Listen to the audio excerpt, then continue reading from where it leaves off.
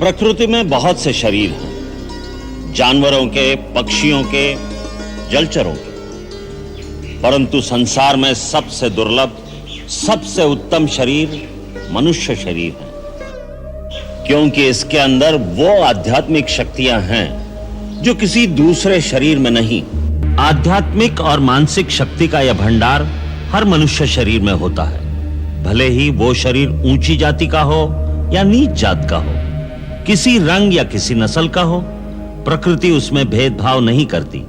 इसीलिए हर मानव शरीर को मुक्ति का द्वार कहा जाता है। शरीर के मुख्य केंद्रों में निरंतर इस शक्ति का स्पंदन होता रहता है। जब तक उसे जगाकर अपने काबू में न किया जाए, उसका कोई फायदा नहीं, वो बेकार चीज है। वैसे ही जैसे किसी कंजूस के घर भंडार तो भरे हों और वो भूखा बैठा रहे। हर मानव शरीर में इस शक्ति के 7 केंद्र होते हैं जो योगाभ्यास द्वारा जागृत किए जा सकते हैं। मैं तुम्हें अपने शरीर में ये 7 चक्र दिखाता हूं। ये देखो, सबसे पहला है मूलाधार चक्र। ये इस शक्ति का निवास स्थान है। यहां जिस रूप में यह शक्ति निवास करती है उसे कुंडलिनी भी कहते हैं। गुरु की कृपा और सहायता से इस शक्ति को यहां से जगाकर दूसरे केंद्र तक पहुंचाया जाता है, जिसे स्वाधिष्ठान चक्र कहते हैं। फिर स्वाधिष्ठान चक्र को भेद कर जब यह शक्ति आगे बढ़ती है तो तीसरे केंद्र पर पहुंचती है, जिसे मणिपुर चक्र कहते हैं। फिर मणिपुर चक्र का भेदन करके इस शक्ति को आगे बढ़ाकर चौथे केंद्र पर पहुंचना होता है। इसे अनाहत चक्र कहते हैं। यहां से विशुद्ध चक्र और फिर यह शक्ति अज्न चक्र को जागृत करती है। अज्न चक्र श्वेत वर्ण और भ्रुकुटी के मध्य में 2 पंखुड़ियों के बीच स्थित होता है। उसका बीज मंत्र है ओम ओम।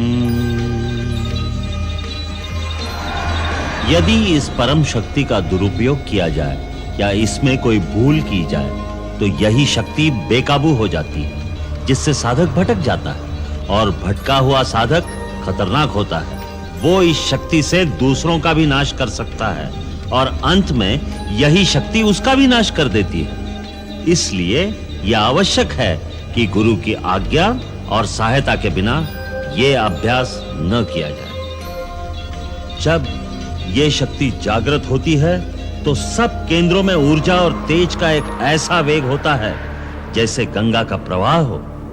उसका तेज कई सूर्यों की तरह प्रकाशमान होता है। कुंडलिनी जब आगे बढ़ती है तो साधक को चेतना की अलग-अलग परतों का अनुभव होता है, यहां तक कि जब वो छठे चक्र का भेदन करके सहस्रार तक पहुंचती है तो योगी पूर्ण समाधि में लीन हो जाता है। जहां रोशनी ही रोशनी है, प्रकाश ही प्रकाश है, वहां पहुंचकर एक अलौकिक आनंद की अनुभूति होती है, जहां मानव की चेतना आदि और अंत की सीमाओं को पार कर जाती है। वो परम चेतना की परिसीमा है, जहां तीनों काल और समस्त लोक उसके सामने प्रकाशित हो जाते हैं।